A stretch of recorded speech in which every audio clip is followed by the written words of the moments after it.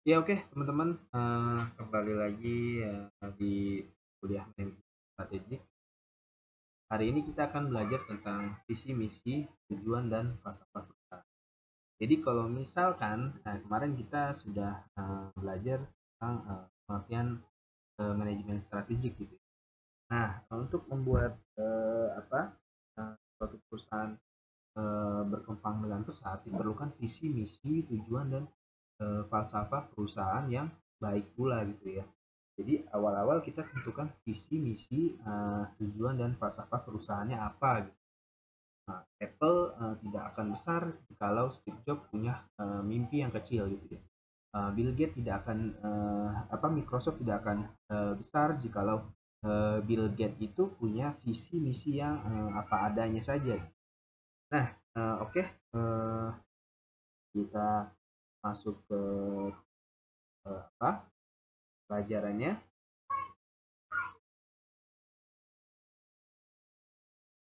Oke, baik.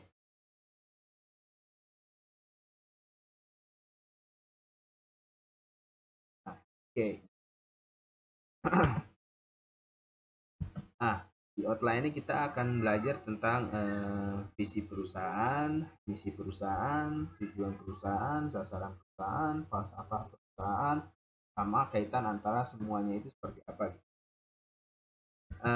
Kita mulai dari visi. Apa itu visi gitu? Teman-teman mungkin punya dari awal sampai akhir tuh kita udah tahu gitu. Visi kita tuh apa gitu kan, apa yang menentukan visi kita, mau sekolah mau apa gitu ya, visi hidup kita mau apa, visi nikah mau apa, dan visi-visi lainnya gitu. Visi mendapatkan kamu tuh apa gitu ya. Jadi ada visi bisnis, ada visi kuliah, visi hidup kalian, sekolah, visi nikah, ini apa nih. Nah, ini udah ibaratnya kita harus menentukan itu gitu ya. Apalagi kita ingin hidup kita bahagia, ya pasti visi kita harus jelas gitu. Visi kita untuk menikahi seorang perempuan misalkan, itu harus jelas juga gitu. Mau dibawa kemana ini pernikahan, sama dengan uh, kita uh, apa uh, membuat suatu perusahaan. Jadi visinya tuh harus besar. Apa sih visi itu? Nah, visi merupakan rangkaian kalimat yang ingin dicapai di masa depan. Jadi pikirannya tuh jauh ke depan gitu ya. Ke depan, atau dapat dikatakan bahwa visi merupakan pernyataan want to be dari organisasi atau perusahaan. Jadi apa yang mau dicapai gitu ya. Mau bagaimana nih? Inginnya apa nih perusahaan ini ya. Lalu visi merupakan pernyataan yang diucapkan atau ditulis hari ini yang merupakan proses manajemen saat ini yang menjangkau masa yang akan datang. Itu menurut Akdon ya. Lalu menurut Kotler, pernyataan tentang tujuan organisasi yang diekspresikan dalam produk dan pelayanan yang ditawarkan, kelompok masyarakat yang dilayani, nilai-nilai yang diperoleh, serta aspirasi dan cita-cita masa depan. Jadi visi itu lebih jauh ke depan gitu ya. Kalau misalkan saya bilang, saya contohkan gini, eh, kita mau bikin ingin ingin ingin ingin menjuarai kemarin yang yang di Gracia Poli itu ya. Gracia Poli dan si Rahayu itu dia pelatihnya pengen dia tuh jadi juara badminton. Nah, visi pelatih tuh apa nih?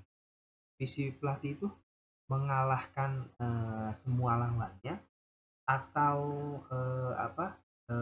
eh, melihat si Gracia Poli ini dapat dapat medali emas.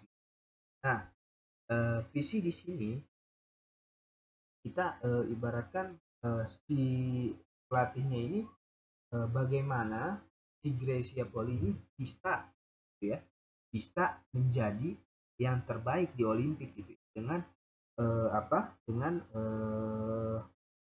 memegang emas itu gitu. Memegang medali emas. Nah, itu visinya gitu ya. Misinya seperti apa gitu ya, kan ada visi, ada misi, ada tujuan, ada sasaran gitu ya. Nah, itu beda-beda gitu kan. Nah, misinya untuk mencapai itu gimana? Berlatihkah gitu ya? Atau apakah? Atau yang kemarin saya bilang di pelajaran sebelumnya, yaitu visi itu kalau misalnya Indonesia itu punya apa tuh? Visinya itu Indonesia punya Pancasila. Nah, apa ibaratnya di Pancasila itu dijelaskan gitu. Ini visi besar bangsa Indonesia gitu. Nah, misinya misalkan ada di Undang-Undang Dasar gitu. Jadi visi itu menggambarkan masa depan. Kita contohkan lagi, visi itu saya ibaratkan tentang eh, Disneyland yang kemarin ya. Jadi di Disneyland ini foundernya Walt Disney. Nah, Walt Disney ini pengen kalau eh, cita-cita di masa depannya pengen bikin tempat bermain anak-anak yang besar.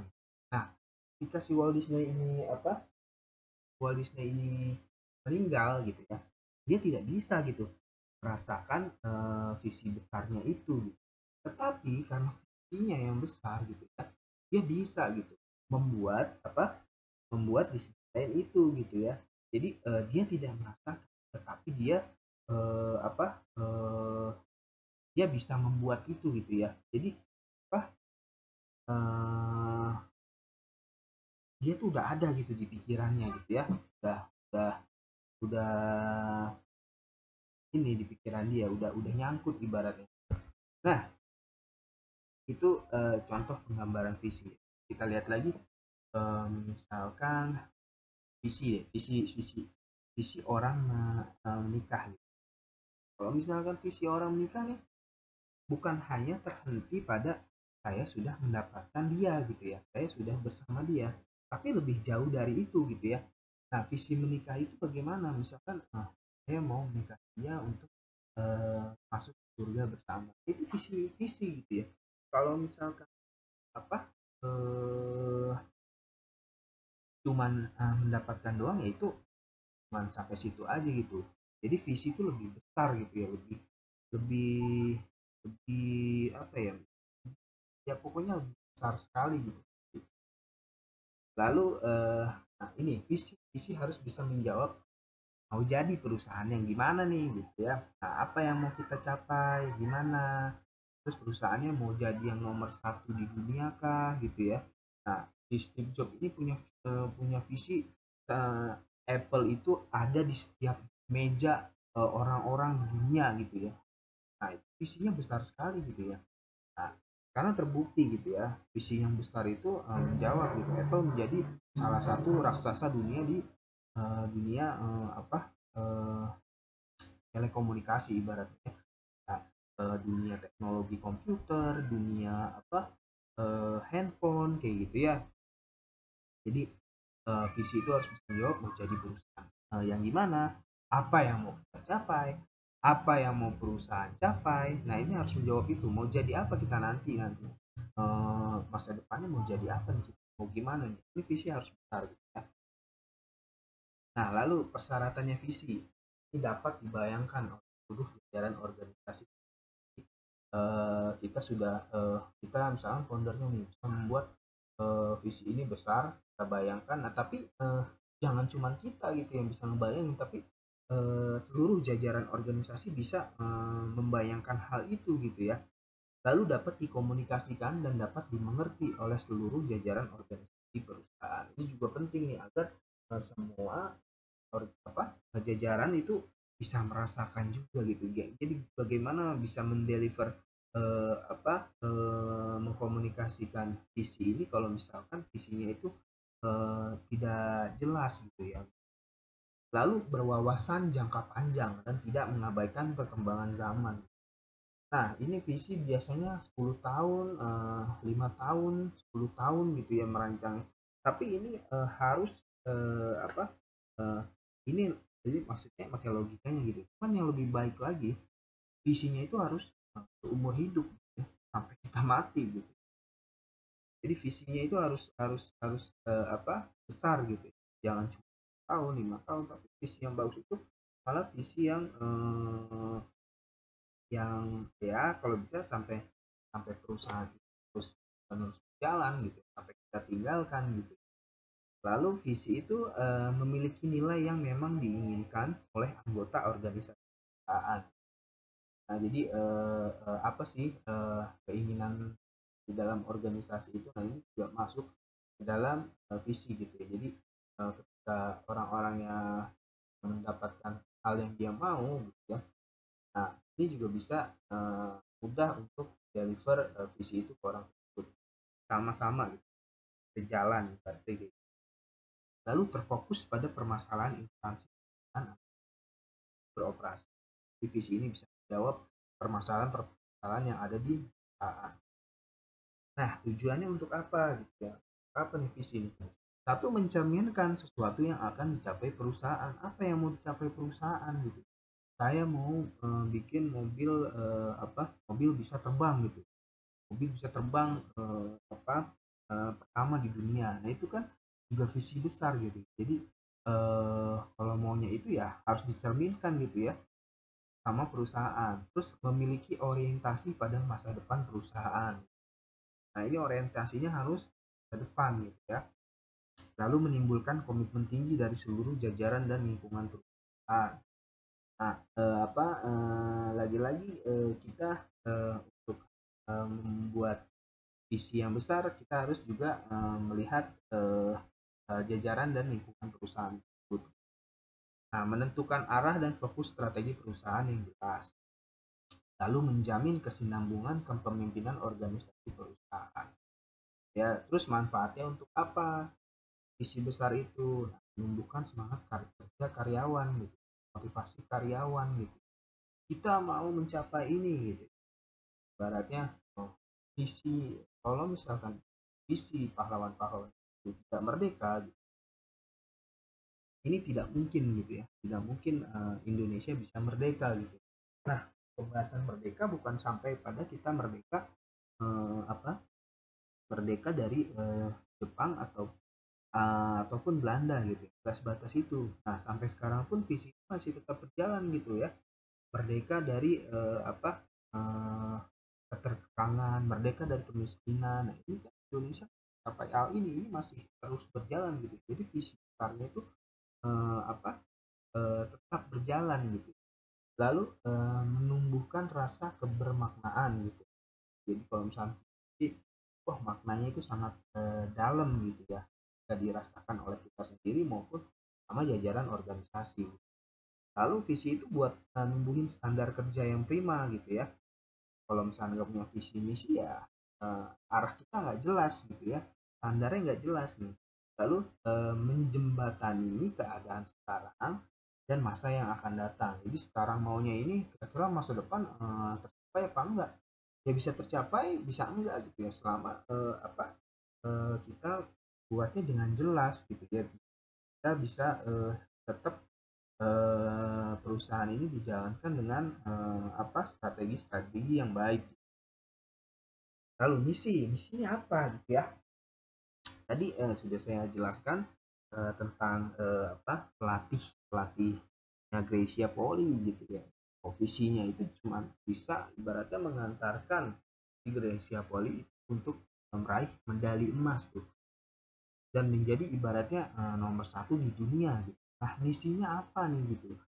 Misi itu ibaratkan eh, strategi-strategi untuk mencapai visi gitu ya. Jadi setelah visi ada misi-misi gitu ya, strategi-strategi di bawahnya untuk mencapai visi tersebut. Misalkan misinya apa untuk mengalahkan Cina? Coba diputar siapa yang mau ngelawan si Gracia Poli sama si Rahayu next gitu. Kita belajar dulu nih. Oh, ini kekurangan dia ada di servisnya, misalnya kekurangan dia ada di smashnya, atau enggak dia kurang teliti di sini, kurang teliti di sini. Nah, ini salah satu misinya itu memperhatikan cara dia bermain gitu ya, ibarat.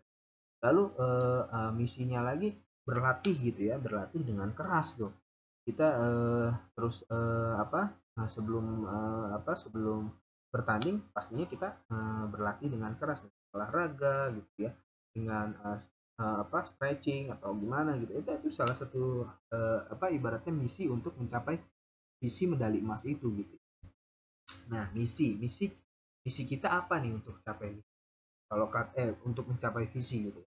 Kalau kata Peter Drucker gitu, nah, visi itu adalah merupakan realisasi yang akan menjadikan suatu organisasi mampu menghasilkan produk dan jasa berkualitas yang memenuhi kebutuhan, keinginan, dan harapan pelanggannya gitu ya. Jadi ini realisasinya seperti apa nih keinginan dan harapan pelanggan, lagi-lagi diarahkan ke pelanggannya mau apa kalau dalam bisnis gitu ya. Jadi kita tidak akan bisa berjalan dengan baik kalau misalkan kita ego sendiri gitu ya, tidak menyelesaikan permasalahan pelanggan gitu. Nah, menurut Wibisono, misi itu merupakan rangkaian kalimat yang menyatakan tujuan atau alasan eksistensi organisasi yang memuat apa yang disediakan oleh perusahaan kepada masyarakat, baik berupa produk ataupun jasa. Menurut Dr. AB Susanto, misi itu bagaimana untuk menghadirkan impian perusahaan atau organisasi menjadi kenyataan. Jadi ketika kita sudah bermimpi besar, ya berpikir besar, berjiwa besar, bermimpi besar gitu. Nah, bagaimana cara menjadikan visi itu menjadi kenyataan dengan misi itu sendiri gitu ya. Nah, misi perusahaan adalah pernyataan tentang apa yang harus dikerjakan oleh lembaga dalam usaha mewujudkan visi ya, di sini visi. Jadi apa nih apa yang harus dikerjain nih setelah kita membuat visi, membuat Steve Jobs gitu ya kan, Apple itu ada di setiap meja orang-orang gitu ya. Nah ini misinya apa nih kira-kira gitu, yang harus dari awal nih gimana gitu. Nah misi perusahaan adalah tujuan dan alasan mengapa perusahaan itu ada. Misi juga akan memberikan arah sekaligus batasan proses yang tujuan. Visi ini ada batasan-batasannya, ibaratnya visi kan tidak terbatas gitu, jauh ke depan. Nah, misi dibatasi. Kenapa harus dibatasi? Agar bisa tercapai tujuan-tujuannya gitu. Ibaratnya. Jadi ketika visinya besar, jangka panjang, masa depan. Nah, untuk kenyataannya bagaimana ya misi dengan misi itu gitu. Kita berikan batasan. Misalkan untuk 2 tahun ke depan seperti apa gitu ya misinya seperti itu. Nah, misi bagaimana merumuskannya gitu ya. Melibatkan pihak-pihak yang berkepentingan. Itu udah pasti nih siapa aja nih yang terlibat nih. Foundernya siapa nih? Coba misalkan ada 2 orang gitu. Nah, coba kita rangkai gitu ya. Kalau buat visi misi nih bagaimana gitu. Nah, yang kedua, menyelaraskan kegiatan proses utama dengan sumber daya yang ada untuk memungkinkan perusahaan melaksanakan kegiatannya lebih baik dan dengan seefisien mungkin gitu ya. Lalu menentukan lingkungan yang sangat berguna untuk menentukan apakah misi organisasi perusahaan tidak bertentangan secara internal dan eksternal gitu. Jadi menentukan lingkungannya nih bertentangan nggak nih sama internal perusahaan sendiri sama internal perusahaan sendiri gitu. Jadi yang pertama ada melibatkan pihak-pihak yang berkepentingan, kedua menyelaraskan kegiatan proses utama dengan sumber daya yang ada gitu. Terus menentukan lingkungan yang sangat berguna untuk menentukan ya apakah misi tidak bertentangan secara internal dan eksternal. Nah, fungsinya misi apa? Memberikan arah perusahaan. Ketika visi ini besar gitu, arahnya ibaratnya belum ada. Nah, kenyataannya ada di misi gitu ya. Dengan dibatasi itu arahannya gitu ya, arahan perusahaannya itu. Lalu memfokuskan langkah-langkah yang akan diambil. Jadi langkah-langkah apa saja nih untuk tahun pertama, tahun kedua gitu ya, yang akan diambil nih seperti apa gitu ya. Lalu objektif ya, target dan program perusahaan dirancang berdasarkan misi yang sudah dibentuk. Nah, lalu membimbing aksi dalam berbagai tingkat. Nah, lalu membantu mencegah karyawan agar tidak salah langkah. Jadi kalau misi juga ibaratnya membatasi karyawan-karyawan agar dia tuh nggak salah langkahnya. Oh, kita mau menuju ini gitu. Nah, si karyawan juga harus ibaratnya harus mengetahui gitu misi kita sampai sini gitu ya. Nah, sekarang tujuannya gitu. Apa itu tujuan? Nah, tujuan itu sudah pasti tujuannya ya memuaskan kebutuhan konsumen gitu ya. Jadi yang pertama ada pelayanan primer gitu. Nah, tujuan primer adalah pembuatan barang atau jasa yang dijual untuk memenuhi kebutuhan konsumen. Nah, lagi-lagi saya tidak bosan ya untuk mengatakan tujuan kita bikin perusahaan yaitu memuaskan kebutuhan konsumen dan pastinya untuk kita sendiri yang mencari laba gitu ya. Jadi kita lihat dulu nih konsumen ini punya masalah apa, kita selesaikan masalahnya apa gitu. Jadi konsumen ini puas gitu ya, akan terus-terusan memakai produk kita, ibaratnya kayak gitu. Nah, tujuan organisatoris. Nah, nilai-nilai yang harus disumbangkan oleh masing-masing atau kelompok individu yang berada pada bagian yang bersangkutan gitu ya. Jadi tujuannya si karyawan-karyawan ini bisa apa enggak orang-orang yang ada di dalam perusahaan ini bisa menyumbangkan ibaratnya pemikiran-pemikirannya gitu. Lalu tujuan operasional adalah nilai-nilai yang disumbangkan oleh masing-masing tahap dalam suatu unit prosedur kerja secara keseluruhan. Lalu yang kedua adalah pelayanan kolateral gitu. Tujuannya tujuan apa? Tujuan kita harus memiliki tujuan yaitu yang kedua pelayanan kolateral. Tujuan kolateral pribadi adalah nilai-nilai yang ingin dicapai oleh individu atau kelompok individu dalam. Jadi kan setiap individu kalau misalkan mau masuk perusahaan saya pasti dia punya tujuan pribadi gitu ya. Saya ingin kaya, saya ingin sukses di perusahaan ini gitu ya. Lalu tujuan kolateral sosial, nilai-nilai ekonomi yang lebih luas atau umum yang diperlukan bagi kesejahteraan masyarakat dan yang dapat secara langsung dihasilkan dari kegiatan perusahaan. Misalnya bayar pajak gitu ya, kolateral sosial gitu. Lalu yang ketiga adalah pelayanan sekunder ya. Nah, pelayanan sekunder ini merupakan nilai-nilai yang diperlukan oleh perusahaan untuk mencapai tujuan primer tersebut ya. Tujuannya pelayanan sekunder itu memiliki beberapa ruang lingkup ya, yaitu posisi pasar, ada inovasi, ada produktivitas, ada tingkat sumber daya, laba atau keuntungan, performa dan kinerja manajer, terus performa dan kinerja karyawan, tanggung jawab sosial gitu. Itu nilai-nilai yang diperlukan oleh perusahaan untuk mencapai tujuan primer.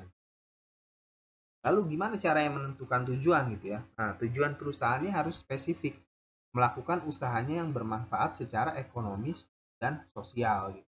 Jadi tujuannya ini harus secara baik secara ekonomis ditujukannya sama sosial gitu ya. Nah, tujuan perusahaan juga harus realistis gitu ya atau memungkinkan untuk dicapai gitu. Ini kan tujuan itu lebih pendek lagi gitu ya dari si visi misi gitu. Jadi harus lebih realistis gitu ya. Kalau misalkan tujuan saya ibaratkan semester 5 ya. Tujuan kita untuk kuliah di semester ini mendapatkan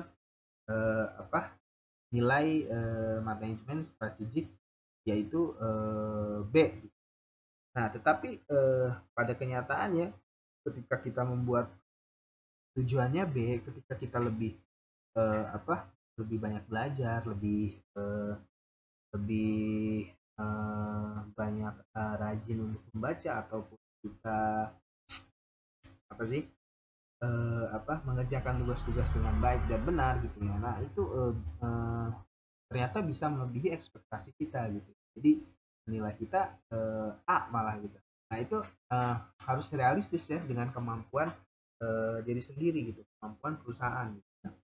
Lalu tujuan perusahaan harus fleksibel sehingga mampu mengembangkan organisasi untuk terus melanjutkan usahanya dan mengimplementasikan strategi-strateginya. Jadi harus fleksibel nih tujuannya nih kita. Ketika tujuan ini apa dikit tidak tercapai, ya bisa difleksibelkan gitu ya dengan cara-cara misalkan kan strategi itu ada strategi A, strategi B gitu ya. Jadi harus fleksibel nih, jangan kekeh gitu ya, harus begitu. Lalu tujuan perusahaan harus dapat diukur dari sisi waktu, pencapaian, nilai uang, dan ukuran-ukuran lainnya gitu. Jadi harus dipikirkan tuh waktu pencapaiannya gimana nih, terus modal kitanya gimana gitu ya. Itu harus harus distandarkan gitu ya. Lalu tujuan perusahaan harus konsisten dengan tujuan jangka pendek dan jangka panjangnya gitu. Nah, mengapa penting nih si tujuan?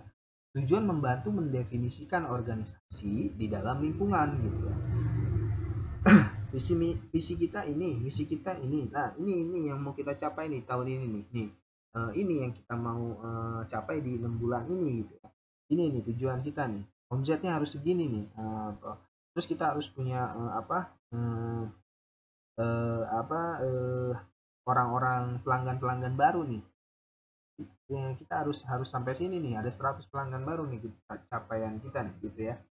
Lalu membantu mengkoordinasikan keputusan dan pengambilan keputusan. Jadi kita si tujuan ini bisa mengkoordinasikan nih keputusan sama pengambilan keputusannya gitu ya.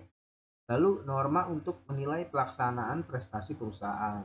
Nah, sasaran yang lebih nyata dari pernyataan misi. Jadi si misi ibaratnya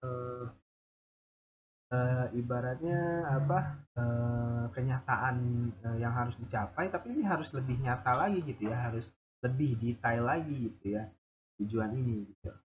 Nah, sekarang sasaran operasional perusahaan. Nah, sasaran perusahaan apa? Tujuan utama perusahaan dirinci atau dipecahkan menjadi tujuan yang lebih kecil yang disebut sasaran. Udah bikin visi, udah bikin misi, diperkecil lagi sama tujuan gitu ya. Diperkecil lagi gitu ya sama sasaran nih. Ini jadi penjabaran dari tujuan perusahaan. Jadi sesuatu yang akan dihasilkan oleh perusahaan dalam jangka waktu tertentu gitu. 1 bulan ini kita mau apa sih? Sasarannya apa nih? Omset sebulan harus gimana nih? Nah, itu sasaran-sasaran gitu. Jadi lebih pendek lagi waktunya. Nah, agar sasaran dapat dicapai dengan efektif dan efisien, maka sasaran perusahaan harus dibuat secara spesifik, gitu. Terukur, jelas kriterianya, dan disertai indikator yang lebih rinci. Gitu. Jadi buatnya secara spesifik lagi, gitu ya. Terus terukur, jelas kriterianya, gitu ya. Jadi misalkan kita mau main niche, gitu ya, niche market.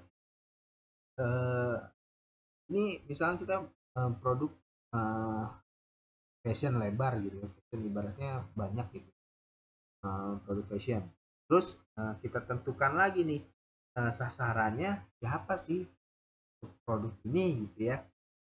Umurnya berapa nih, nah, jelas nih kriteria nih seperti itu. Nah, itu sasaran-sasaran yang ibaratnya harus dicapai dari perusahaan itu sendiri.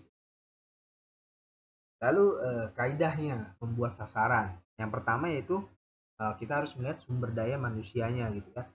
Peningkatan pengetahuan dan keterampilan menurut perkembangan zaman gitu ya. Jadi SDM ini sangat mempengaruhi gitu ya, harus ditingkatkan terus pengetahuannya dan jangan sampai kita ketinggalan sama zaman gitu. Nah, ini lihat lagi sumber daya keuangannya gitu. Tingkat efisien, margin bersih, apa yang diharapkan, nah, dana untuk investasi, ya. Gimana nih, udah efisien atau belum nih iklan kita ngiklan di sini gitu ya. Terus gimana margin bersihnya nih, laba yang diharapkan kira-kira bagaimana nih gitu ya, dana untuk investasi bagaimana gitu. Itu kita buat tuh sumber daya keuangan ini. Nah, untuk iklan ini sekian, untuk labanya mungkin sekian gitu ya. Dana untuk investasi beli komputer baru gitu ya buat admin baru gitu. Nah, itu sekian gitu ya. Itu harus dilihat gitu sumber daya keuangan kita. Yang ketiga adalah kemampuan menghasilkan laba ya. laba bersih harus melebihi indeks biaya hidup gitu ya. Jadi laba bersihnya harus bisa melebihi indeks biaya hidup si perusahaan. Lalu kedudukan pasar, tentukan kita hanya pengikut atau penguasa pasar gitu ya. Jadi ini kan tujuan tadi yang saya bilang gitu ya, produk fashion, kita main di niche market apa nih, tentukan nih kita mau jadi pengikut atau penguasa pasar. Kalau misalnya kita jadi pengikut, nah kita harus bagaimana? Kalau kita mau jadi penguasa pasar, apa yang kelebihan kita apa gitu ya.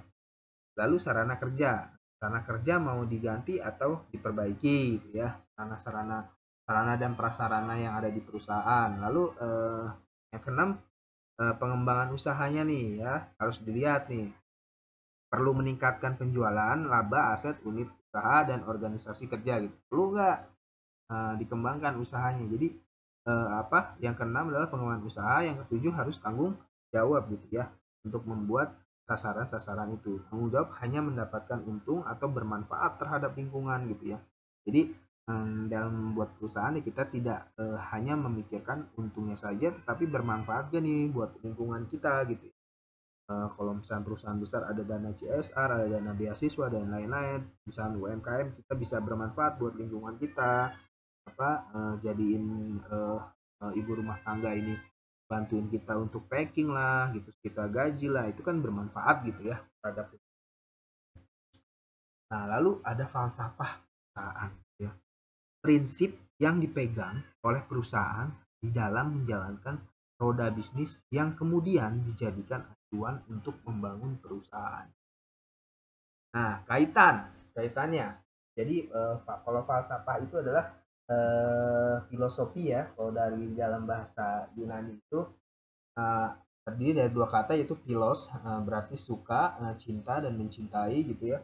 Dan sophia berarti kebijaksanaan. Jadi filosofia adalah berarti cinta kepada kebijaksanaan atau cinta kepada ilmu filsafat. Jadi kalau misalnya tanya apa falsafah perusahaan kalian apa? Nah, kalian harus bisa jawab falsafahnya apa ya. Falsafahnya ini misalkan falsafahnya itu gitu ya, falsafah kayak apa ya, kalau bangsa Indonesia punya falsafah apa gitu. Kalian harus ibaratnya bisa menjelaskan kan, dalam artinya sendiri ini pegangan bagi di perusahaan gitu, tujuannya untuk perusahaan, falsafahnya apa. Lalu kaitan visi misi, goal, objektif dan falsafah perusahaan ini kaitannya gimana nih ya, pastinya gitu ya, eh, apa eh, sangat sangat keterkaitan gitu antara semuanya ini gitu ya. Jadi si tujuan perusahaan di tengah itu ada visi yang kita buat, misi yang kita buat, falsafah yang kita buat, terus sasarannya seperti apa. Nah, itu semua terangkum untuk mencapai apa? Untuk mencapai tujuan perusahaan.